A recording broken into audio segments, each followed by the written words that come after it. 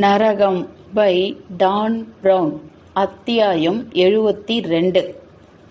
Robert லிங்டன் அப்படியே சிலையாக நின்றார். ஜெயின் மார்க்கின் குதிரைகள்.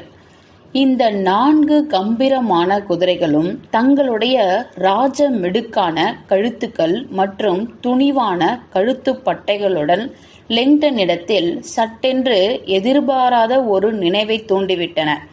அது தாந்தேயின் மரண முகமூடியில் பதிக்கப்பட்டுள்ள அந்த புதிரான கவிதையின் முக்கிய ஆக்கக்கூறு குறித்த விளக்கத்தை கொண்டிருப்பதை அவர் உணர்ந்து கொண்டார்.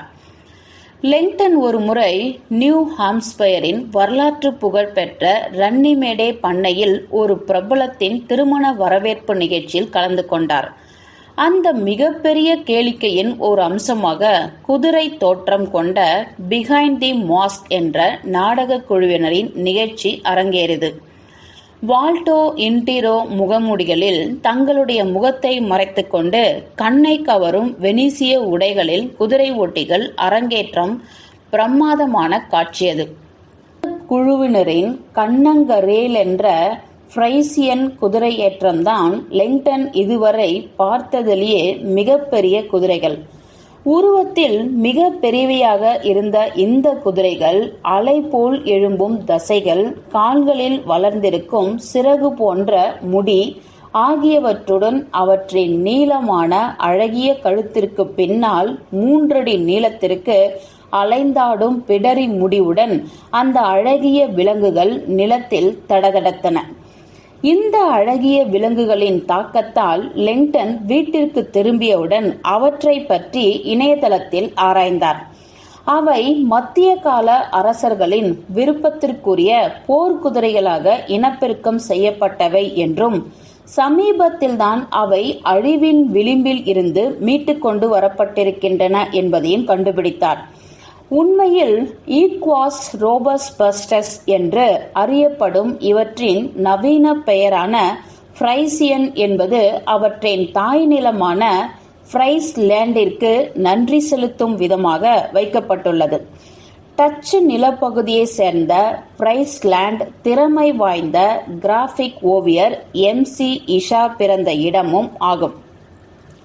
ஆரம்ப கால ஃப்ரைசிய குதிரைகளின் சக்தி வாய்ந்த உடல் அமைப்பு தான் ஜெயின் மார்க்கின் குதிரைகளின் அழகியல் தன்மைக்கு உந்துதலாக இருந்திருக்கிறது. அந்த வலைதளம் சொல்வதை போல் ஜெயின் மார்க்கின் குதிரைகள் மிக அழகானவையாக இருந்தன என்பதால் தான் அது வரலாற்றிலேயே பல முறை திருடப்பட்ட கலைப்படைப்பாக ஆகிவிட்டது. இந்த சந்தேகத்திற்கிடமான கௌரவம் கென்ட் ஆல்டர் பிசுக்கு சொந்தமானது என்றே நம்பியிருந்த லிங்டன் ARCA வலைதளத்திற்கு சென்று அதனை சரிபார்த்தார். அந்த கலை குற்றங்களுக்கு எதிரான ஆராய்ச்சி கூட்டமைப்பு நிச்சயமான விவரம் எதையும் தரவில்லை. ஆனால் கொள்ளையடிக்கப்படவும் திருடப்படவுமான அந்த சிற்பத்தின் தொந்தரவுக்குரிய வாழ்வு பற்றிய சுருக்கமான வரலாற்றை அது வழங்கியிருந்தது. செம்பினாலான அந்த 4 குதிரைகளும் சியோஸ் தீவில் பெயர் தெரியாத ஒரு கிரேக்க சிற்பியால் 4ஆம் நூற்றாண்டில் காட்சிப்படுத்தப்பட்டது. 2ஆம் தியோடோசியஸ் அதனை குதிரை பந்தய மைதானத்தில் காட்சிக்கு வைக்க கான்ஸ்டன்டைனோபிளுக்கு கவர்ந்து செல்லும் வரை அதை அங்கேதான் இருந்தது. பிறகு 4ஆம் சிலுவை போரின் போது வெனிசிய படையினர் கான்ஸ்டன்டைனோபிளை சூறையாடிய போது அங்கே ஆட்சி செய்த டூஜி அந்த விலைமதிப்பற்ற சிலைகளை கப்பலின் வழியாக மீண்டும் வெனிசிற்கே கொண்டு செல்லுமாறு கட்டளையிட்டனர். அவற்றின் அளவு மற்றும் எடை காரணமாக அந்த வேலை ஏறக்குறைய சாத்தியமே இல்லாத ஒன்றாக இருந்தது. அந்த குதிரைகள் 1254 வெனிசிற்கு கொண்டு வரப்பட்டு ஜெயின் மார்க் கதீட்ரலின் முகப்பில் நிறுவப்பட்டன. ஏறக்குறைய அரை மில்லினியம் ஆண்டுகளுக்கு பின்னர் 1797 வெனிஸ் மீது போர் தொடுத்த நெப்போலியன் அதனை தமதாக்கிக் கொண்டார். அவை பாரிஸிற்கு எடுத்துச் செல்லப்பட்டு ஆர்க் டி ட்ரையம்பியன் உச்சியில் பார்வைக்கு வைக்கப்பட்டது. இறுதியாக 1815 வாட்டர்லூ போரில் நெப்போலியன் தோற்கடிக்கப்பட்டு நாடு கடத்தப்பட்ட பின்னர் ஆர்க் டி ட்ரையம்பில் இருந்து கீழே இறக்கப்பட்ட அந்த குதிரைகள் மீண்டும் வெனிஸிற்கே அனுப்பி வைக்கப்பட்டன. அங்கு அவை செயின்ட் மார்க் பாசிலிகாவின் முன்பக்க பால்கனியில் மறுமுறை நிறுவப்பட்டன.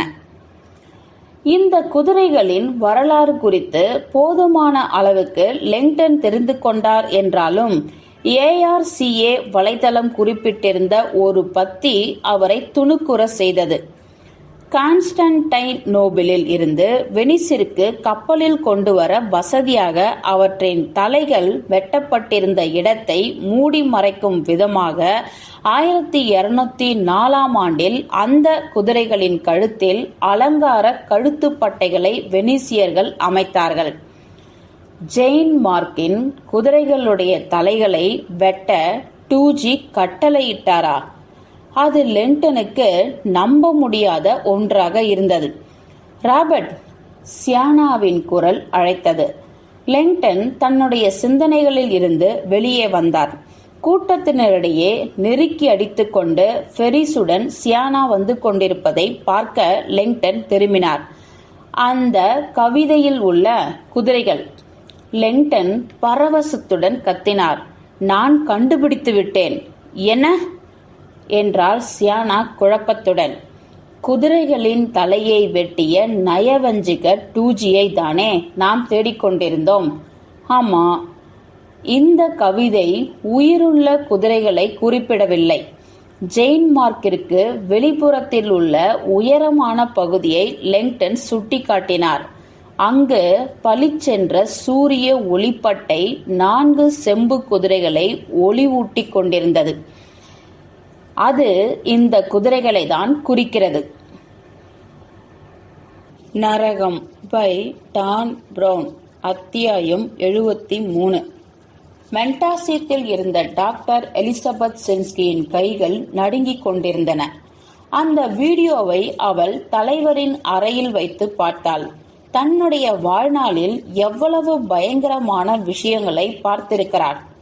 பெட்ரன் ஜாப்ரிஸ்ட் தான் தற்கொலை செய்து கொள்வதற்கு முன்பு தயாரித்துள்ள விளக்கமே அளிக்க முடியாத இந்த படம் மரணத்தை போல் சில்லிட்ட உணர்வை அவளிடம் விட்டு சென்றது. அவளுக்கு முன்னால் இருந்த திரையில் கூம்பு மூக்குள்ள உருவம் அங்கும் இங்கும் அலைந்தது. பாதாள குகையின் நீர் சொட்டும் கூரையில் அதன் உருவம் தெரிந்தது. தொடர்ந்து பேசிய அந்த நிழலுருவம் தன்னுடைய மகா படைப்பை பற்றி பெருமையாக விவரித்தது. அந்த படைப்பின் பெயர் இன்ஃபெர்னோ. அதுதான் இந்த மக்களை தெரிவு செய்வதன் மூலம் இந்த உலகத்தை காப்பாற்றப் போகிறது என்றது. நம்மை கடவுள்தான் காப்பாற்ற வேண்டும், சின்ஸ்கி நினைத்து கொண்டாள். நாம் அவசியம் என்ற அவளுடைய குரல் தடுமாறியது.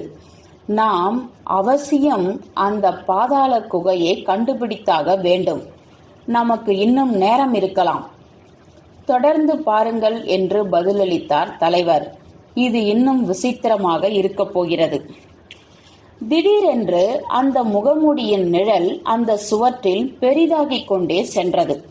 அவளுக்கு முன்னால் மிக பெரிதாக தெரிந்த அந்த உருவம் சட்டென்று கேமரா பிரேமிற்குள் வந்தது. அடச்ச! முழுவதும் உடையணிந்த ஒரு பிளேக் டாக்டரை சின்ஸ்கி உற்று பார்த்தாள். கருப்பு மேலாடையால் முழுவதும் மூடியிருந்த அவன் முகத்தில் சில்லிட வைக்கும் கூம்பு மூக்கு காணப்பட்டது. அந்த பிளேக் டாக்டர் நேராக கேமராவை நோக்கி வந்தான். அந்த திரை முழுவதையும் நிரப்பிய அவனுடைய முகமூடி ஒரு பயங்கரமான விளைவை கொண்டு வந்தது. அறம்சார் நெருக்கடிகள் நிலவும் போது கூட தங்களுடைய நடுநிலையில் இருந்து விலகாதவர்களுக்காக நரகத்தின் இருளார்ந்த பகுதிகள் ஒதுக்கப்பட்டுள்ளன என்று அவன் கிசுகிசுத்தான். தன்னுடைய கழுத்தில் ஏதோ ஊறுவதை போல் சின்ஸ்கி உணர்ந்தாள். 1 வருடம் முன்பு நியூயார்க்கில் அவரிடம் இருந்து தப்பி விமான நிலைய கவுண்டரில் காத்திருந்த போது இதே மேற்கோள் கொண்ட குறிப்பை தான் ஜாப்ரிஸ்ட் அவளுக்கு விட்டு சென்றிருந்தார். எனக்கு தெரியும் என்ற அந்த பிளேக் டாக்டர் தொடர்ந்து பேசினான். என்னை யாரெல்லாம் அரக்கன் என்று அழைக்கிறார்கள் என. அவன் சற்று இடைவேளை விட்டான். அந்த வார்த்தைகள் யாவும் தன்னை நோக்கியே சொல்லப்பட்டன என்பதை சின்ஸ்கி உணர்வாள்.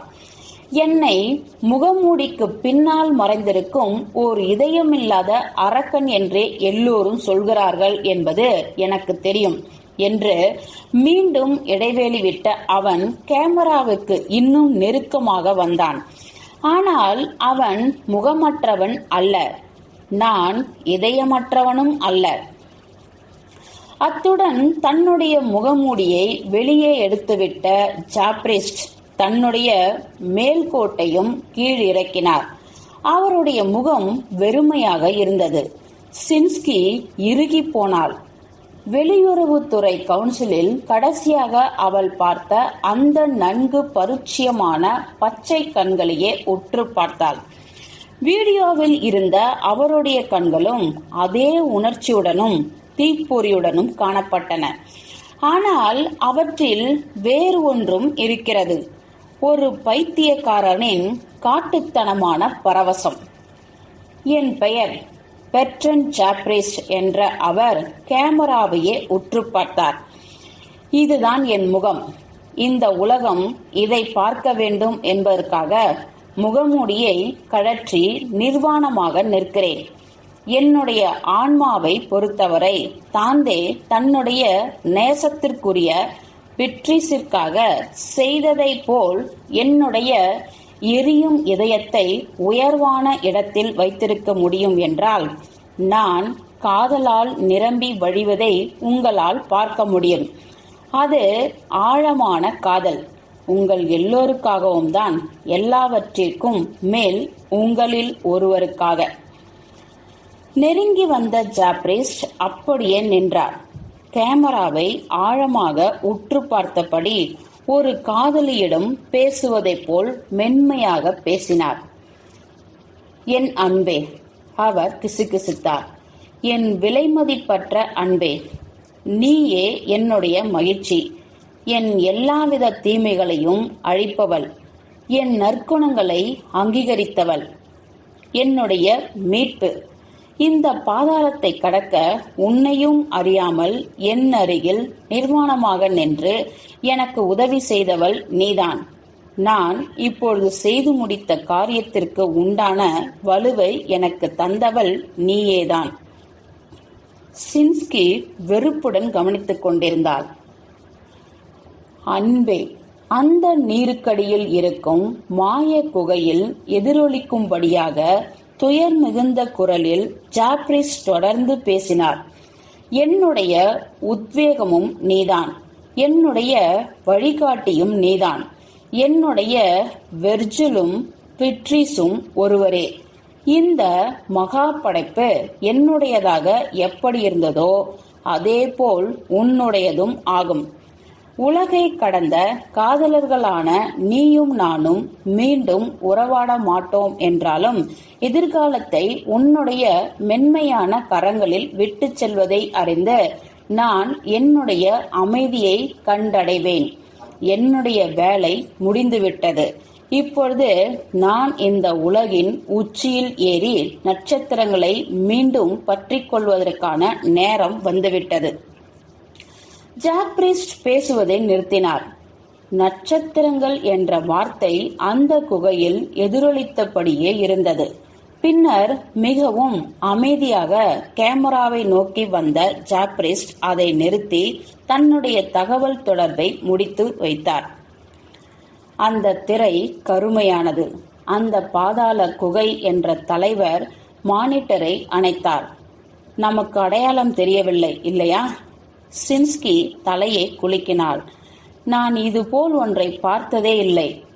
அவள் ராபர்ட் லிங்டனை நினைத்துக் கொண்டாள். ஜாப்ரிஸ்டின் தடயங்களை கண்டுபிடிப்பதில் அவர் ஏதேனும் முன்னேற்றம் அடைந்திருப்பாரா என்று நினைத்து பார்த்தார். இதில் ஏதேனும் வகையில் உதவுமா என்று தெரியவில்லை என்றார் தலைவர். ஜாப்ரிஸ்டின் காதலி யார் என்று எனக்கு தெரியுமென நினைக்கிறேன். அவர் சற்று நிறுத்தினார். எஃப்எஸ் 2080 என்று பெயரிடப்பட்ட ஒரு தனி நபர். சின்ஸ்கி நிமிர்ந்து உட்கார்ந்தார். FS 2080? அவள் தலைவரை அதிர்ச்சியுடன் பார்த்தாள். தலைவரும் அவளுக்கு இணையாக துணுக்குற்றார். உங்களுக்கு ஏதாவது தெரியுமா? சின்ஸ்கி சந்தேகத்துடன் ஆமோதித்தாள். மிக நிச்சயமாக தெரியும். சின்ஸ்கியின் இதயம் படபடத்தது. FS 2080 அந்த தனி நபரின் அடையாளம் பற்றி அவளுக்கு எதுவும் தெரியாத நிலையில் அந்த குறிப்பிட்ட பெயர் எதை குறிக்கிறது என அவளுக்கு நிச்சயமாக தெரியும். உலக சுகாதார நிறுவனம் அந்த குறிப்பிட்ட பெயரைத்தான் பல வருடங்களாக கண்காணித்துக் கொண்டிருந்தது. மனிதம் கடந்த இயக்கம் என்றால் அவள். உங்களுக்கு அது பற்றி தெரியுமா? தலைவர் தலையை குலுக்கினார். மிக எளிமையாக சொல்ல வேண்டும் என்றால், சின்ஸ்கி விளக்கினார், மனிதம் கடந்தவியல் என்பது நம்முடைய சொந்த இனத்தை மிகவும் வலிமையானதாக உருவாக்கிக் கொள்வதற்கு கிடைக்கின்ற எல்லா தொழில்நுட்பங்களையும் மனிதர்கள் பயன்படுத்திக் கொள்ள வேண்டும் என்பதே.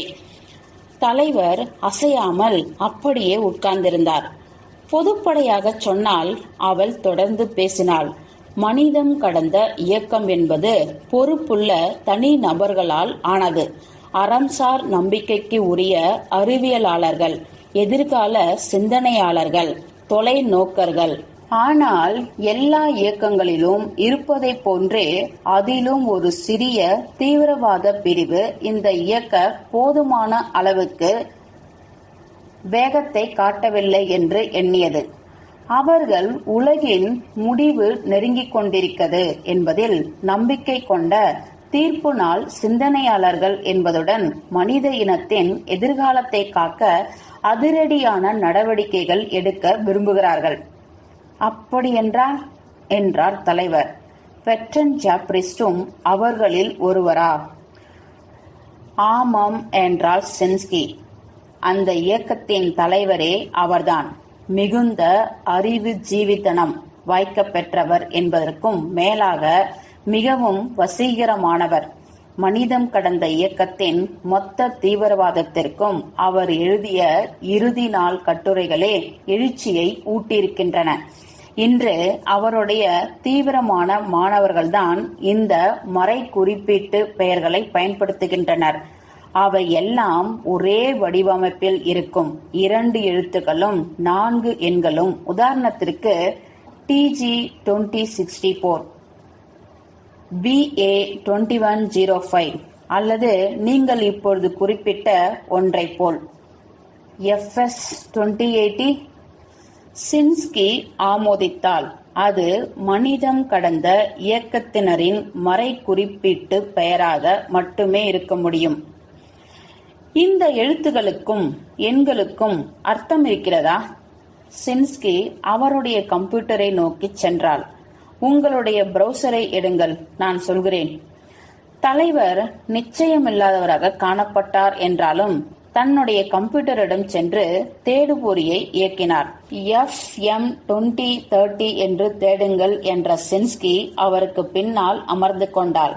தலைவர் FM 2030 என்று டைப் செய்த உடனே ஆயிரக்கணக்கான பக்கங்கள் தோன்றின. ஏதாவது ஒன்றை கிளிக் செய்யுங்கள் என்றார் சின்ஸ்கி. தலைவர் முதலாவதாக வந்த பக்கத்தை கிளிக் செய்தாள். திரையில் விரிந்த அந்த விக்கிபீடியா பக்கம் ஒரு அழகான ஈரானிய ஆண்மகனை காட்டியது. ஃபெரிடூன் MS பேண்ட்ரி. அவரை எழுத்தாளர், தத்துவவாதி, எதிர்காலவியலாளர் மற்றும் மனிதம் கடந்த இயக்கத்தின் முன்னோடி என்று குறிப்பிட்டிருந்தது. 1930 பிறந்த அவர் மனிதம் கடந்த தத்துவத்தை வெகு மக்களிடம் அறிமுகப்படுத்தியவர் என்று போற்றப்படுகிறார். அத்துடன் சோதனை குழாய், கருத்தரிப்பு, மரபணு என்ஜினியரிங் மற்றும் நாகரிகங்கள் உலகமயமாதல் ஆகியவற்றையும் முன் யூகித்து கூறியவர். விக்கிபீடியா சொல்வது போல் அவருடைய காலத்தில் அரிதானதாக இருந்த 100 ஆண்டு வாழ்க்கையை வாழ புதிய தொழில்நுட்பம் தனக்கு உதவி செய்யும் என்று பேண்ட்ரி துணிச்சலுடன் அறிவித்தார். எதிர்கால தொழில்நுட்பத்தில் உள்ள தன்னுடைய நம்பிக்கையை பறைசாற்றும் விதமாக ஃபெரிடூன் எம்எஸ் பேண்ட்ரி என்ற தன்னுடைய பெயரை FM 2030 என்று மாற்றிக்கொண்டார். முதல் மற்றும் நடு பெயர்களை தலைப்பெழுத்தாக கொண்ட இந்த மறை குறிப்பிட்டு பெயர் அவருடைய 100வது வயது வரும் 2030 என்ற வருடத்தை பின்னால் சேர்த்து கொண்டார்.